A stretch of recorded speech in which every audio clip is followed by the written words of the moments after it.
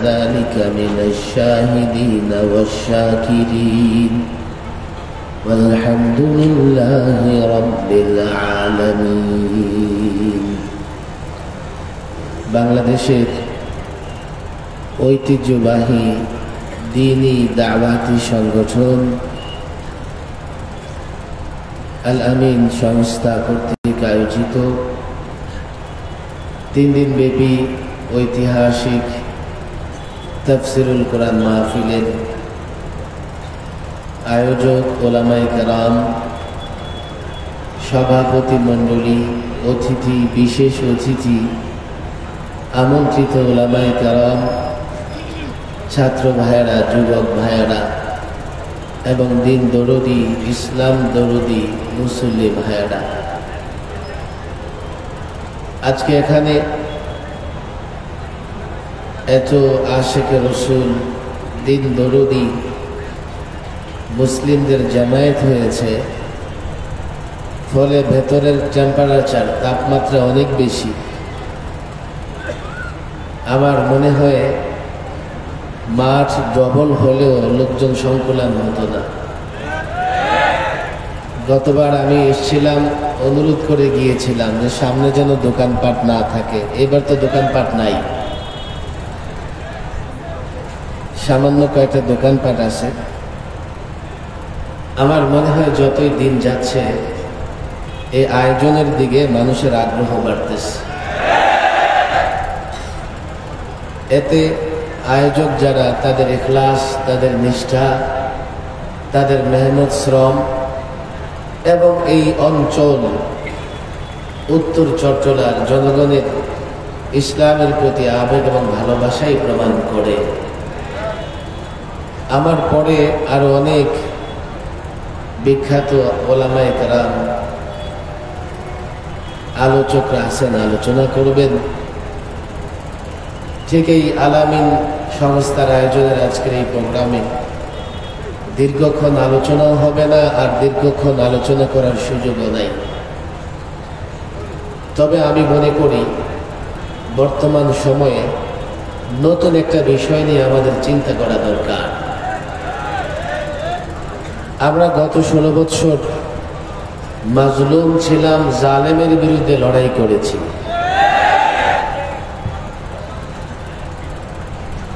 সেই লড়াইটা একরকমের ছিল। তখনকার আন্দোলন কর্মসূচি এক ধরনের ছিল। জুলাই আন্দোলনের পরে, অভ্যুত্থানের পরে দেশে নতুন একটা পরিস্থিতি তৈরি হয়েছে। আমরা নতুনভাবে চিন্তা করতেছি, আমরা নতুন পরিকল্পনা হাতে নিচ্ছি, আমরা নতুন কর্মসূচি গ্রহণ করবার চেষ্টা করতেছি। সব সময় একইভাবে একই ধরনের কর্মসূচি এবং পরিকল্পনা কাজে আসে না। সময়ের সঙ্গে সঙ্গে পরিকল্পনা এবং কর্মসূচি পরিবর্তন করা লাগে। 16 বছরের লড়াইটা একরকমের ছিল। এখন আমরা নতুন একটা লড়াই শুরু করেছি।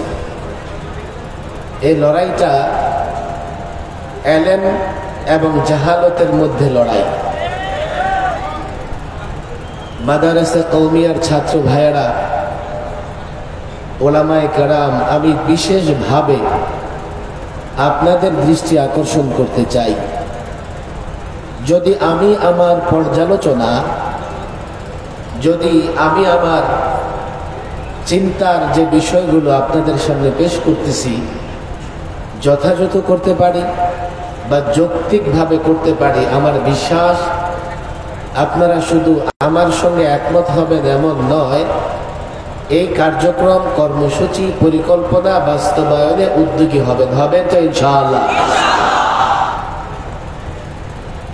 এই যে এখন একটা নতুন লড়াইয়ের ক্ষেত্র তৈরি হয়েছে, এই লড়াইয়ের এক পাশে ইলম, আরেক পাশে জাহালত, এক পাশে জ্ঞান, আরেক পাশে অজ্ঞতা,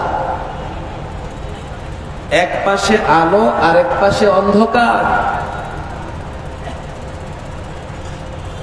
এই বিষয়টা বুঝবার জন্য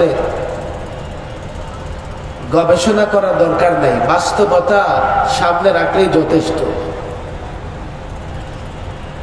অনেক আলোচক হয়তো বা এই বিষয়েও আলোচনা করেছেন, কিন্তু বর্তমান সময়টা আমি যেভাবে বুঝতে পেরেছি, যেমন আমরা সাহাবায়ে কেরামকে সত্যের মাপকাঠি মনে করি, এটা হচ্ছে ইলম, এটা জ্ঞান, এটা আলো। আরেক দল যারা সাহাবায়ে কেরামকে সত্যের মাপকাঠি মনে করে না, সেটা হচ্ছে জাহালত, সেটা অজ্ঞতা, সেটা অন্ধকার। আমি ছাত্র সমাজের কাছে, মাদারেসে কওমিয়ার সূর্য সন্তান তোমরা, তোমাদের কাছে আমার নিবেদন, আবেদন, সাহাবায়ে কেরামকে সত্যের মাপকাঠি মানতে কষ্ট হচ্ছে, তাহলে তারা কি কোরআনে কারীম পড়ে না? তারা কি কোরআনে কারীম বুঝে পড়ে না? কোরআনুল কারীমের শুরু থেকে, সূরাতুল বাকারা থেকে শুরু করে শেষ পর্যন্ত যে আয়াতে আপনি দৃষ্টি দেবেন, সে আয়াতে সাহাবায়ে কেরামের মর্যাদা এবং ফজিলতের বর্ণনা আছে। কোরআনে কারীমের যে কোনো আয়াতে। এবার কোরআনে কারীমের আয়াত এবং সাহাবায়ে কেরামের মর্যাদা পরিমাপ করে দেন। আপনি বললেন আলিফ লাম মিম লা রাইবা ফি যালিকাল কিতাব লা রাইবা ফি, এমন এক কিতাব যার মধ্যে কোনো সন্দেহ নাই। এই যে কোরআনে কোনো রাইব নাই, সন্দেহ নাই, এর সাক্ষ্য সর্বপ্রথম দিয়েছেন সাহাবায়ে কেরামের জামাত। হুদাল লিল মুত্তাকিন, মুত্তাকিনদের জন্য হেদায়েত। মুত্তাকিন কারা? মুত্তাকিনদের প্রথম জামাত হচ্ছে সাহাবায়ে কেরাম।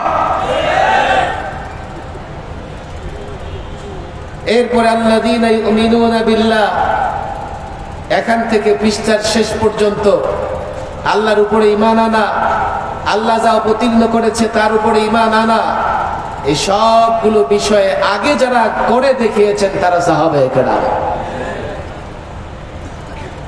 এরপরে আল্লাহ প্রদত্ত সার্টিফিকেট, উলাইকা আলা হুদাম মির রাব্বিহিম ওয়া উলাইকা হুমুল মুফলিহুন, তারা রবের পক্ষ থেকে হেদায়েতের উপরে, তারা সফল কাম।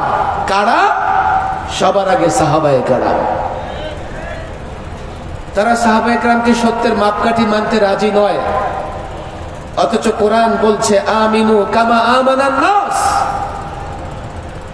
সাহাবায়ে কেরাম ঈমানের মাপকাঠি, তোমরা ঈমান আনো সাহাবায়ে কেরামের মতো। সাহাবায়ে কেরাম আমলের মাপকাঠি। সুতরাং যারা মনে করবে সাহাবায়ে কেরাম সত্যের মাপকাঠি নন, তারা জাহালতে আছে, অজ্ঞতায় আছে, অন্ধকারে আছে। কথা ঠিক না বেঠিক? কেউ কেউ ইতিহাসের বর্ণনা দিয়ে সাহাবায়ে কেরামের চরিত্র মাপার চেষ্টা করতেছে। যেই পাল্লা দিয়ে লাকড়ি মাপা হয়, সেই পাল্লা দিয়ে স্বর্ণ মাপা যায় না। হাটাজারিতে লাকড়ি বিক্রি হয় নিঃসন্দেহে, যেই পাল্লাতে লাকড়ি বিক্রি হয়, এই উভয় পাল্লাতে 100 গ্রাম 500 গ্রাম কম হলেও ক্রেতা বিক্রেতা কেউ নারাজ হয় না। কিন্তু যেই নীতি, যেই পাল্লা দিয়ে স্বর্ণ মাপা হয়, গিয়ে দেখেন 1 গ্রাম এদিক সেদিক হওয়ার কোনো সুযোগ নাই। 1 গ্রাম এদিক সেদিক হলে 20-30 হাজার টাকার ডিফারেন্স হয়ে যাবে। ইতিহাস দিয়া যারা সাহাবায়ে কেরামের চরিত্র মাপার চেষ্টা করে, ওরা লাকড়ির পাল্লা দিয়ে স্বর্ণ মাপার চেষ্টা করতেছে। খুব বেশি এক্সাম্পল আমি দিব না। লড়াইটা চলতেছে ইলম এবং জাহালতের মধ্যে। আমি এশার পর এখানে আসার পরে খতিবে জামান হযরত মাওলানা নুরুল ইসলাম মলিপুরি সাহেবের আলোচনা যাইতে যেতে শুনতেছিলাম। নিঃসন্দেহে আপনারা হুজুরের আলোচনা শুনেছেন। ইসলাম এবং অন্য ধর্মের মধ্যে সম্পর্কটা কি হবে, আমরা কতটা অগ্রসর হতে পারবো, তারা কতটা অগ্রসর হতে পারবে, যে সীমানা নির্ধারণ আছে আমরা সেই সীমানা অতিক্রম করতে পারবো কিনা। একটা হচ্ছে এলেম, একটা হচ্ছে জাহালাত। এলেম হচ্ছে ইসলাম, মুসলিমরা উদার, তারা সহনশীল, অন্য ধর্মের উপাসনালয়ে আঘাত করে না, জবরদস্তি করে কাউকে মুসলমান বানানোর চেষ্টা করে না। ইসলাম এই অনুমতি দেয় নাই। এটা এলেম, এটা আলো, এটা জ্ঞান।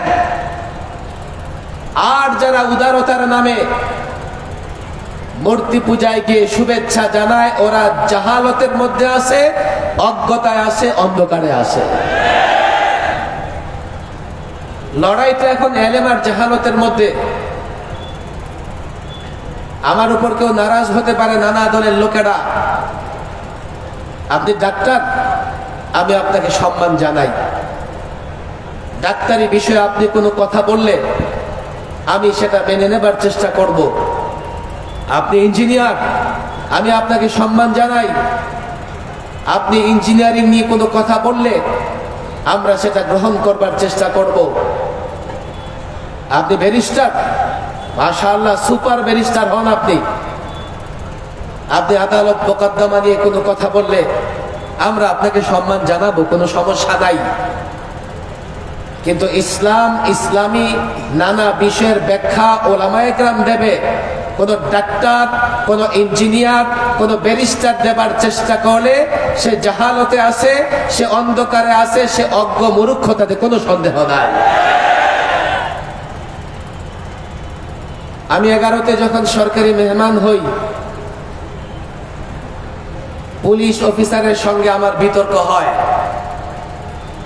পুলিশ অফিসার আমাকে বলল যে প্রধানমন্ত্রী ইসলাম জানে না, শুধু আপনারাই জানেন। কেন? মুফতি আমিন রাহিমাহুল্লাহ তখন ছিলেন, 4 এপ্রিল হরতাল পালন করেছিলেন। আমরা বলেছিলাম তৎকালীন আওয়ামী ফেসিবাদকে, তোমরা যে নারী নীতিমালা করতে যাচ্ছ, এই নারী নীতিমালায় 30-এর উপরে ধারা এমন আছে যা কোরআন সুন্নাহর সঙ্গে সাংঘর্ষিক। সেই প্রধানমন্ত্রী এরপর দিন জনসভা করে বক্তৃতায় বলে দিলেন যে না, নারী নীতিমালায় কোরআন সুন্নাহ বিরোধী কিছুই নাই। আলেমরা বলতেছে নারী নীতিমালায় কোরআন সুন্নাহ বিরোধী ধারা আছে, আর তিনি বলতেছেন যে নারী নীতিমালায় কোরআন সুন্নাহ বিরোধী কিছুই নাই। ফলে পুলিশ আমারে জিজ্ঞেস করলো, কেন? শুধু আপনারা ইসলাম বুঝেন, উনি প্রধানমন্ত্রী, উনি ইসলাম বুঝে না? আমি সেদিন বলেছিলাম, হ্যাঁ, উনি ডাক্তারিও ভালো বুঝে। প্রথমে পুলিশ অফিসার বুঝে নাই যে সাগর সাহেব কি বলতেছে।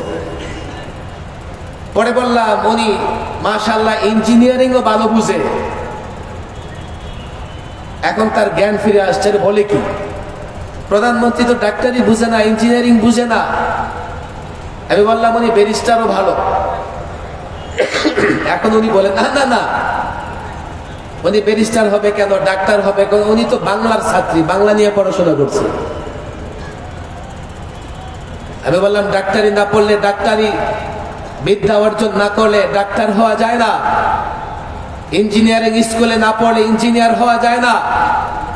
ব্যারিস্টারি না পড়লে ব্যারিস্টার হওয়া যায় না। আর প্রধানমন্ত্রী হয়েছে এজন্য ইসলামী পণ্ডিত হয়ে গেছে।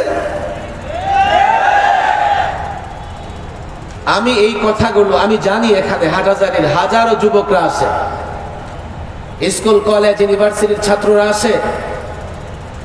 আমি আয়াতটাই তেলাওয়াত করেছি। আজকাল এই আয়াত আমি তেলাওয়াত করি প্রসঙ্গক্রমে। 1500 বছর আগে রাসূল সাল্লাল্লাহু আলাইহি ওয়াসাল্লাম কাফেরদের আহ্বান করতেন, তাআলাও, আসো আসো, ইলা মা আনজালাল্লাহ, আল্লাহ যা অবতীর্ণ করেছেন, ওয়া ইলার রাসূল, রাসূলের দিকে আসো। কাফেররা জবাব কি দিত? হাসবুনা মা ওয়াজাদনা আলাইহি আবাআনা, আমাদের জন্য সেই পথ যথেষ্ট যেই পথে আমরা আমাদের বাপদাদাদের পেয়েছি। এর মানে তারা তাদের বাপদাদাদের অনুসরণ করবে, অন্য কারো অনুসরণ করবে না। আয়াতের গভীরে গেলে ব্যাখ্যা করতে গেলে অনেক সময় লাগবে। আজকের মাহফিলে লম্বা সময় নেওয়ার সুযোগ নাই। আমার পেছনে অনেক বড় বড় আলোচকরা আছেন। মাদ্রাসার ছাত্রদের বলি, সূরা ইউসুফে হযরত ইউসুফ আলাইহিস সালাম এটা পরে একটা কথা বলেছিলেন, অত্তাবাতু মিল্লাতা আবাই ইব্রাহিম ওয়া ইসহাক ওয়া ইয়াকুব। আমি আমার বাপদাদাদের অনুসরণ করেছি। বাপদাদাকে ইব্রাহিম, ইসহাক, ইয়াকুব। যেহেতু পয়গম্বর বলেছেন, নিঃসন্দেহে সেটা গ্রহণযোগ্য। কিন্তু কাফের বেঈমানরা যখন উত্তর দিয়েছে, তাদের জন্য ওই পথ যথেষ্ট, যেই পথে তারা তাদের বাপদাদাদের পেয়েছে, এই উত্তরটা আল্লাহ তাবারক ওয়া তাআলা পছন্দ করেন নাই। পছন্দ করার মতো কোনো কারণও নাই। কিন্তু ব্যাপারটা নিয়ে একটা মীমাংসায় যাওয়া দরকার। আমি হাটহাজারীর যুবকদের বলি, সাধারণ জনতাকে বলি, মীমাংসায় যাওয়ার দরকার। সেটা কি? পয়গম্বর বলেছেন উনি ওনার বাপদাদাদের অনুসরণ করেছেন। এদিকে কাফেররা যখন বলেছেন তারা তাদের বাপদাদাদের অনুসরণ করবে, তাদের কথা গ্রহণযোগ্য হয় নাই। এখন আমরা আমাদের বাপদাদাদের অনুসরণ করতে পারবো কি পারবো না, এমন একটা ফয়সালা দরকার। এই ফয়সালা আমাদের নিজেদের থেকে করতে হবে না। আমি সূরাতুল মায়েদার যে আয়াত তেলাওয়াত করেছি, আয়াতের শেষাংশে আল্লাহ ফয়সালা দিয়ে দিয়েছেন। কাফের মুশরিকরা যখন বলেছে তারা তাদের বাপদাদাদের অনুসরণ করবে, আল্লাহ বলছেন আওয়ালাউ কানা আবাউহুম লা ইয়ালামুনা শাইয়্যান ওয়া লা ইয়াহতাদুন।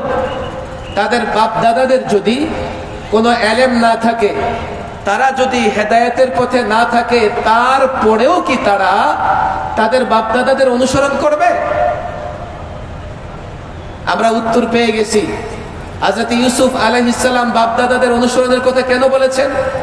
ওনার বাপদাদা ইব্রাহিম, ইসহাক এবং ইয়াকুব পয়গম্বর ছিলেন, নবী ছিলেন। নবীরা সময়ের সবচেয়ে বড় আলেম হয়ে থাকেন, শুধু হেদায়েতের উপরে না, হাদি ছিলেন। এজন্যই তিনি বাপদাদাদের অনুসরণের কথা বলেছেন। আর কাফের মুশরিকদের বাপদাদারা মূর্তি পূজক ছিল, মুশরিক ছিল, পৌত্তলিক ছিল। তাদের বাপদাদাদের অনুসরণ করবার কোনো সুযোগ নাই। আমি হাটহাজারীর যুবক জনগণ, হাটহাজারীর যুবকদের বলি, শোনো, তুমি তোমার দলের অনুসরণ করো। আমরা শুধু বাপদাদাদের অনুসরণ করি এমন না, আমরা বাপদাদাদের অনুসরণ করি, দলের অনুসরণ করি, নেতার অনুসরণ করি, পীরের অনুসরণ করি, আলেমের অনুসরণ করি। তুমি যার অনুসরণ করো না কেন, মাপকাঠি হচ্ছে এটাই, যার অনুসরণ করবা দেখতে হবে তার ভেতরে জ্ঞান আছে কিনা, কোরআন সুন্নাহর ইলম আছে কিনা। শুধু কোরআন সুন্নাহর ইলম এবং জ্ঞান নয়, সে কোরআন সুন্নাহ অনুযায়ী জীবন যাপন করে কিনা, যেটাকে আমরা হেদায়েত বলি। আজকে এই ব্যাপক কথা থেকে স্পষ্ট মেসেজ হচ্ছে, ১৫০০ বছর আগে কাফেররা যখন বলেছে বাপদাদাদের অনুসরণ করবে, এই জন্যই গ্রহণযোগ্য হয় নাই। তাদের বাপদাদারা মুশরিক ছিল, তাদের বাপদাদারা কাফের ছিল, পৌত্তলিক ছিল। আজও যদি কেউ মনে করে তারা তাদের বাপদাদাদের অনুসরণ করবে, দেখতে হবে তাদের বাপদাদাদের কোরআন সুন্নাহর ইলম আছে না নাই, হেদায়েতের উপর আছে না নাই। কোন যুবক যদি মনে করে নেতার অনুসরণ করবে, তাকে আগে দেখতে হবে তার নেতার কোরআন সুন্নাহর ইলম আছে না নাই, হেদায়েতের উপর আছে না নাই। কোন মুরিদ যদি মনে করে পীরের অনুসরণ করবে, আগে দেখতে হবে সেই পীর লেবাসদারি কিনা, সেই পীর ভণ্ড কিনা, সেই পীর গাঞ্জাখোর কিনা, সেই পীর আল্লাহর নবীর সুন্নাহর উপর আমল করে কিনা। কোন ছাত্র যদি মনে করে তার উস্তাদের অনুসরণ করবে, আলেমের অনুসরণ করবে, শুধু ইলম নয়, দেখতে হবে দরবারি না দরকারি, দালাল না আলাল। অনুসরণ করবার জন্য স্পষ্ট মাপকাঠি, যাকে অনুসরণ করবে তার ভেতরে কোরআন সুন্নাহর ইলম থাকতে হবে, হেদায়েতের উপর থাকতে হবে, আর না হয় তার অনুসরণ করা যাবে না।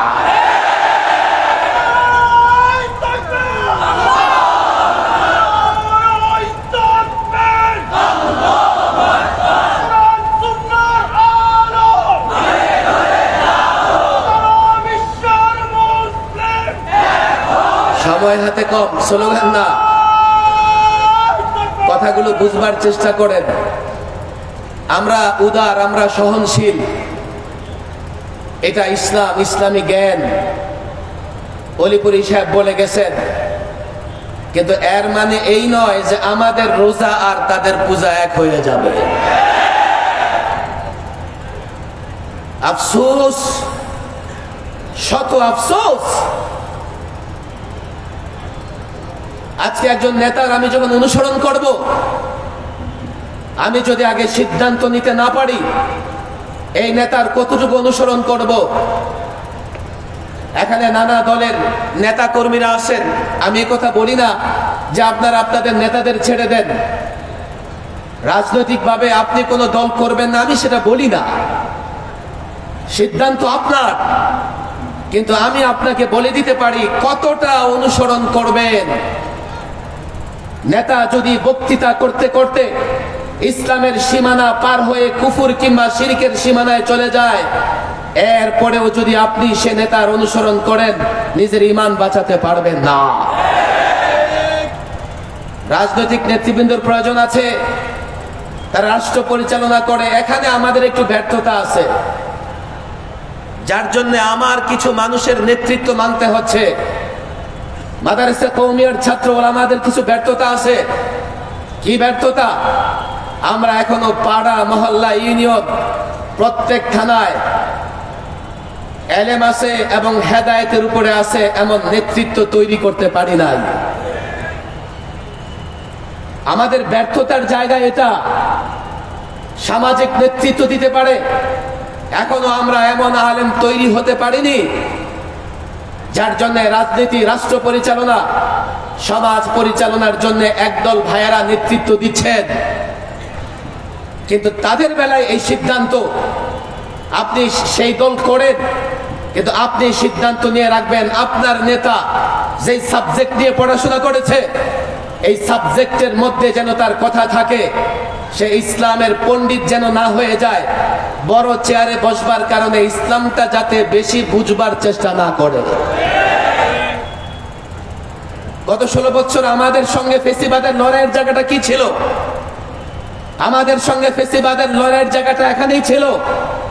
আমরা তাদের বলেছি রাষ্ট্র চালাও তোমরা, তোমাদের সঙ্গে আমাদের বিরোধ নাই, কিন্তু কোরআন সুন্নাহর সঙ্গে সাংঘর্ষিক এমন কথা কিংবা এমন আইন করা যাবে না।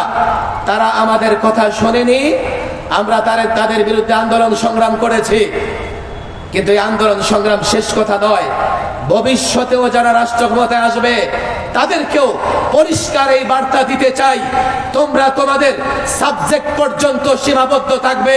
যে সাবজেক্ট আলেমদের, যে সাবজেক্টের সম্পর্ক কোরআন সুন্নাহর সঙ্গে, এমন সাবজেক্ট দিয়ে কথা বলবার চেষ্টা করলে, এমন সাবজেক্ট দিয়ে আইন প্রণয়ন করবার চেষ্টা করলে, পরিষ্কার বলে দেই, অতীতে 54 বছরের বাংলাদেশে প্রত্যেক তাগুতি শক্তির মোকাবেলায় যেভাবে ময়দানে চাপিয়ে পড়েছে, আগামীতেও যদি কোনো তাগুতি শক্তি এই ভূখণ্ডে জন্ম নেয়, লড়াই তাদের বিরুদ্ধে হবে।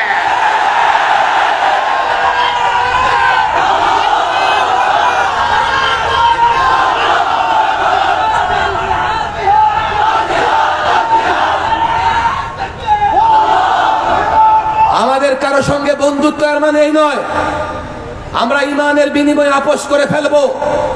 আমাদের কারো প্রতি সহনশীলতা এর মানে এই নয় ইসলামের সীমারেখায় তাকে আঘাত করতে দেব। আমরা কোন দলকে পছন্দ করি এর মানে এই নয় কোরআন সুন্নাহর বিধিবিধানে তাকে হাত দিতে দেব।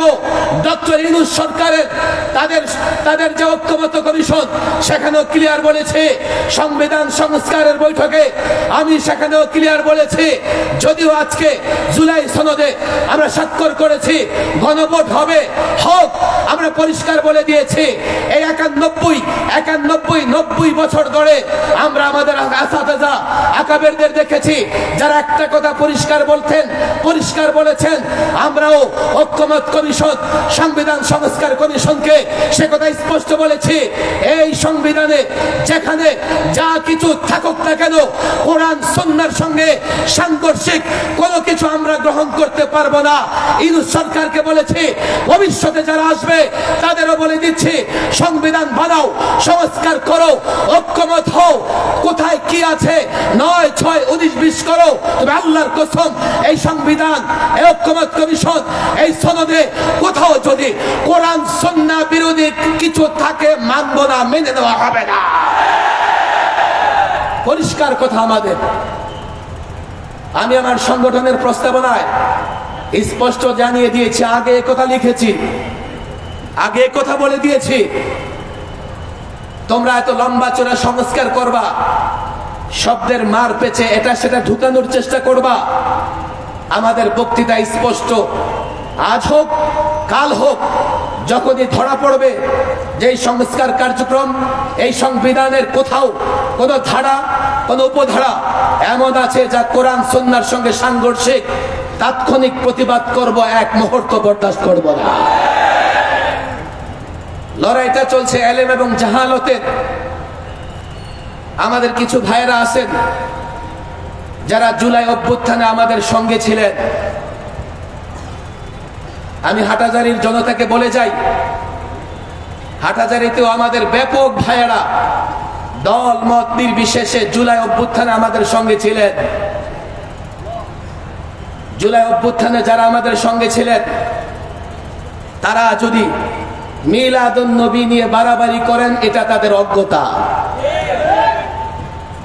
বুঝবার চেষ্টা করেন, মিলাদুন নবী রাসূল সাল্লাল্লাহু আলাইহি সাল্লামের বেলাদত, বড় বরকতময় সাআদাত, এবং রাসূল সাল্লাল্লাহু আলাইহি সাল্লামের মিলাদ নিয়ে আলোচনা করা সওয়াবের কাজ, নিঃসন্দেহে সওয়াবের কাজ।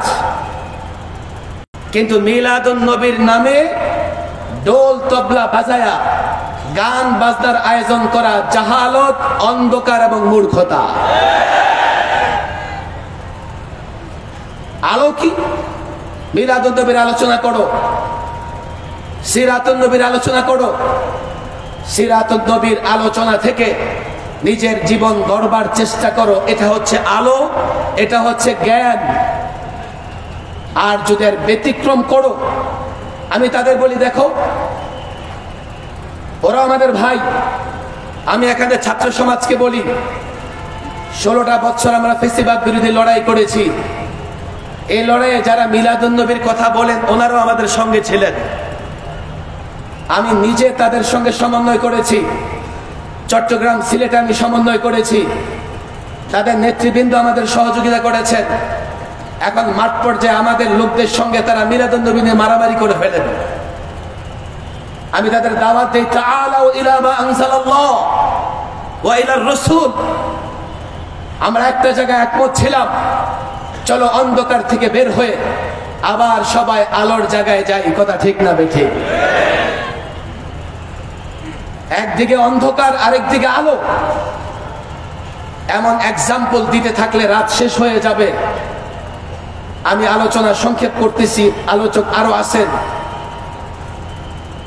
আমি যে কথাটা বলে শেষ করতে চাই, সর্বশেষ, আজকে একটা জাতীয় দৈনিকে আপনারা দেখেছেন, পার্বত্য চট্টগ্রাম নিয়ে বাংলাদেশ বিরোধী শক্তিরা ষড়যন্ত্র করতেছে। আমি এটা আজকে নতুন খবর বলবো না। বাংলাদেশের জন্মের পর থেকেই এই পার্বত্য এলাকা নিয়ে বিদেশিরা একটা ষড়যন্ত্রের জাল বুনে আছে। কদিন পর পর যখন দেশ রাজনৈতিকভাবে অস্থির হয়, তো তারা তাদের ষড়যন্ত্র বাস্তবায়নের চেষ্টা করে। এখন বাংলাদেশ রাজনৈতিকভাবে একটা অস্থির সময় পার করতেছে। ফেসিবাদ তো গেছে, কিন্তু ফেসিবাদ বিরোধী শক্তিগুলো নিজেরা এখন মারামারি করতেছে। তারা মনে করতেছে যে এই অবস্থাতে পার্বত্য এলাকায় কোনোভাবে অস্থিরতা তৈরি করে এখানে আরেকটা খ্রিস্টান রাজ্য তৈরি করা যায় কিনা। ছাত্র জনতা, যুবক ভাইয়েরা, এই ষড়যন্ত্র মোকাবেলা কিভাবে করবেন? তাদের ষড়যন্ত্র মোকাবেলা করবার মতো বাহ্যিক ক্ষমতা আমাদের নাই। যারা বাংলাদেশ নিয়ে ষড়যন্ত্র করতেছে তারা সুপার পাওয়ার। যারা বাংলাদেশ নিয়ে ষড়যন্ত্র করতেছে তারা অ্যাটম পাওয়ারের অধিকারী। আবার আমার দেশে আছে গাদ্দার, আমার দেশে আছে এক ধরনের মানুষ যারা নিজের দেশের চাইতে অন্যের দেশের স্বার্থ রক্ষায় বেশি কাজ করে। এদেশের ইঞ্চি ইঞ্চি মাটিতে আপনি গাদ্দার খুঁজে পাবেন, গাদ্দার খুঁজে পাবেন। এই দেশটা কি করে রক্ষা করবেন? একটা মন্ত্র, একটা স্লোগানে দেশ রক্ষা হবে। আল ইসলামু ইয়ালু ওয়ালা ইউলা। ইসলাম বিজয়ী হয়, বিজয়ী ধর্ম, ইসলাম পরাজিত হয় না। এটাই মূল মন্ত্র আমাদের। পার্বত্য এলাকা রক্ষা করতে হলে, পার্বত্য অঞ্চল রক্ষা করতে হলে, বাংলাদেশ রক্ষা করতে হলে, যেহেতু তিন দিকে দুশ্মন, আরেকদিকে বঙ্গোপসাগর, এদেশ কি করে রক্ষা করব? আমাদের হাতে মিসাইল নাই, অ্যাটম বোমা নাই, অত্যাধুনিক অস্ত্র নাই। দুশ্মনদের হাতে মিসাইল আছে, অ্যাটম বোমা আছে, দুশ্মনদের হাতে অত্যাধুনিক অস্ত্র আছে। কি করে লড়াই করব? কি করে দেশ রক্ষা করব? দেশ রক্ষা করতে হলে আমাদের শক্তি ইসলাম। আল ইসলাম ইয়ালু ওয়ালা ইউলা। ইসলাম বিজয়ী হয়। ইসলাম যদি ধরতে পারো যুবক, ইসলাম ধরতে পারো ছাত্র, ইসলাম ধরতে পারো মিলাদুন নবী যারা বলো, তোমরাও যদি ইসলাম ধরতে পারো, যারা সিরাতুন নবী বলো, তোমরাও যদি ইসলাম ধরতে পারো, ইসলামের শক্তিতে আমরা যদি শক্তিমান হতে পারি। আমি পরিষ্কার বলে দেই, পার্বত্য এলাকা নিয়ে, বাংলাদেশকে নিয়ে যারা ষড়যন্ত্র করছো, ইসলামের শক্তির উদাহরণ দেখো, ইসলামের শক্তির ইতিহাস তোমরা পড়ো। 313 জন হাজারের বাহিনীর বিরুদ্ধে লড়াই করে বিজয়ী হয়েছে। 30,000 2 লক্ষের বিরুদ্ধে লড়াই করে বিজয়ী হয়েছে। ইসলাম পাওয়ার, ইসলাম শক্তি, ইসলাম ধরো, ইসলাম মানো। আল্লাহর কসম, ওই তাগুত, কাফের, বেঈমান, হিন্দুত্ববাদী, উগ্রবাদী, ইহুদি, নাসারা যারা আমার বিরুদ্ধে, আমার দেশের বিরুদ্ধে লড়াইয়ের ময়দানে অবতীর্ণ হবে, জিতবে ইসলাম, জিতবো আমরা, তারাই পরাজিত হবে।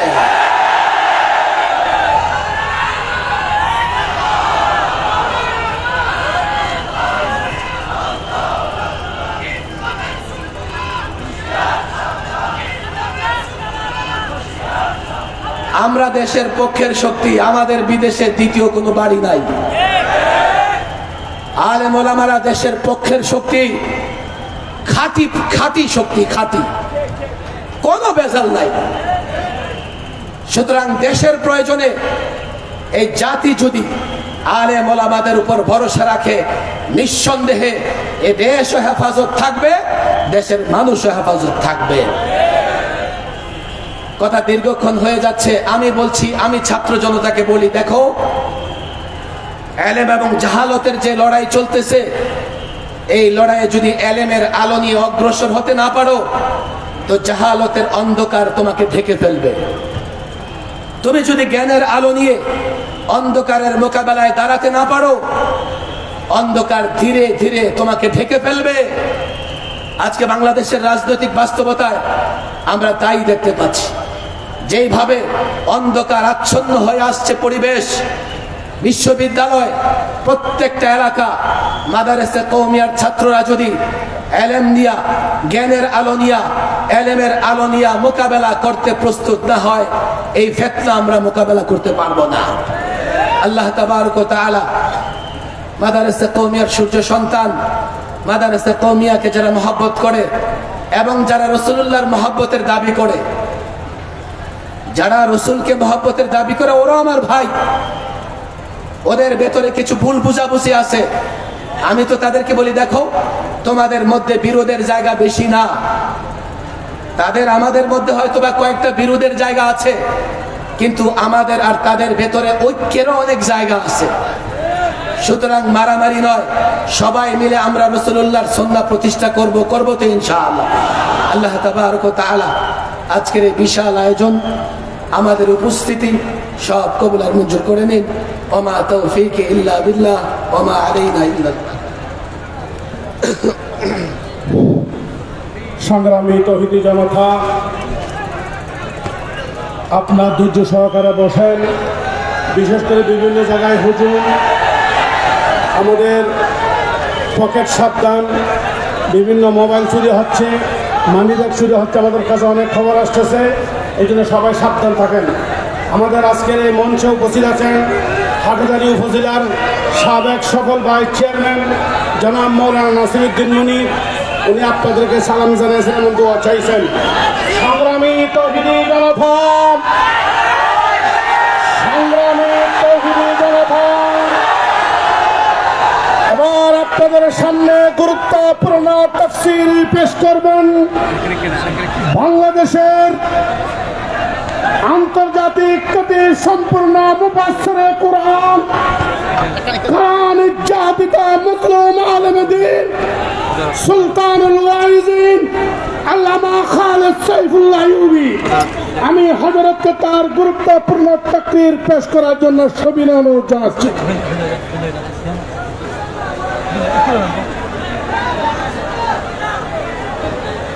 পানি চা কিছু না কিছু লাগবে না।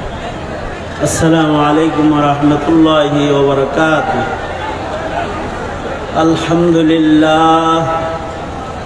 আলহামদুলিল্লাহি ওয়া কাফা ওয়া সালামুন আলা ইবাদিহিল্লাযীনা ইসতাফা। আম্মা বা'দু ফাআউযু বিল্লাহি মিনাশ শাইতানির রাজীম।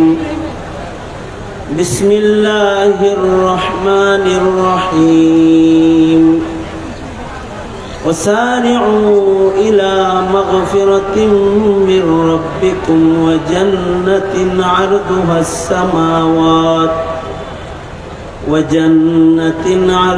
السماوات والأرض أعدت للمتقين.